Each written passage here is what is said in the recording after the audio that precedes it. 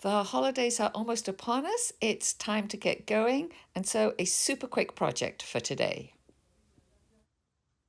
I'm Hazel Jarvis. It's been a super busy term, and I promised you a simple project.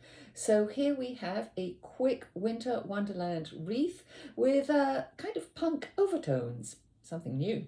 So as usual, we'll start with a quick rough sketch. Working on Canson cold press, 12 inches by 9 inches, I draw a template, and I'm using a plate and it's 6 inches wide. You can barely see my outline, and just to be annoying, I'm going to lighten it even further. So I want to erase basically all the traces of it, so I just have a faint shadow of it.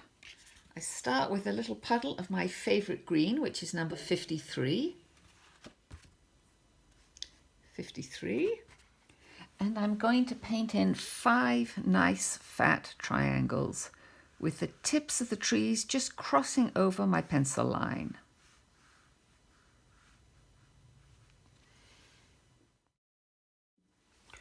Now I'm going to take a lovely pale minty green and I'm going to paint in some long thin trees. So I just want some contrast, and their tips come just across my pencil guideline, and I want to be sure that all of them are going to vaguely point in toward the centre.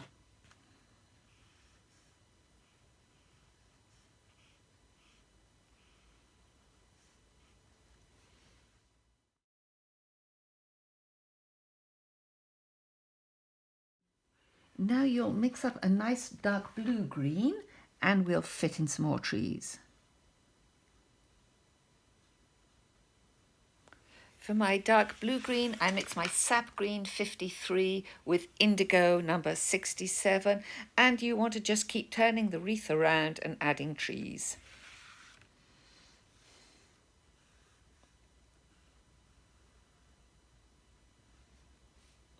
While the paint's still wet, you can go back in with the tip of your brush and just shape it and give it a nice point. But don't worry too much if it's not perfect.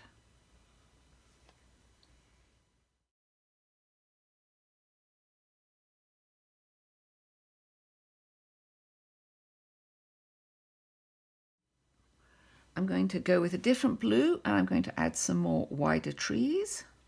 I swap out the indigo for a different colour, maybe 56.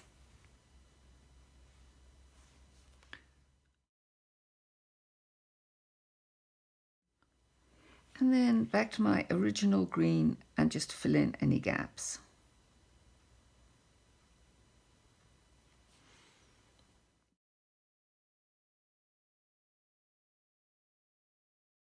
So this is what our forest wreath now looks like. We'll wait a moment, then we'll add the tree trunks and the branches, but now we can just actually slip in a couple of red berries.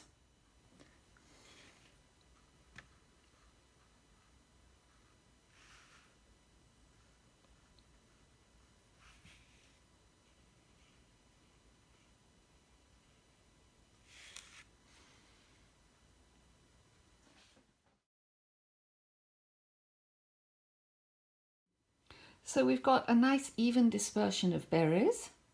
You'll mix up some brown, and with a little flick of your brush, you'll put in the tree trunks.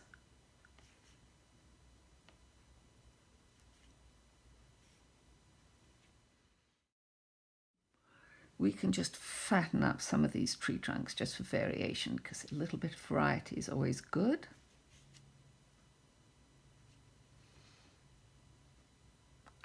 And then, having knocked most of the paint off the brush, you can paint in a tree trunk and some boughs.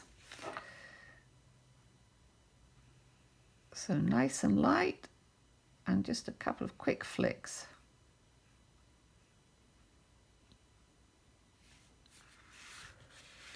And it doesn't have to be all of them, just the tree trunk, quick flick.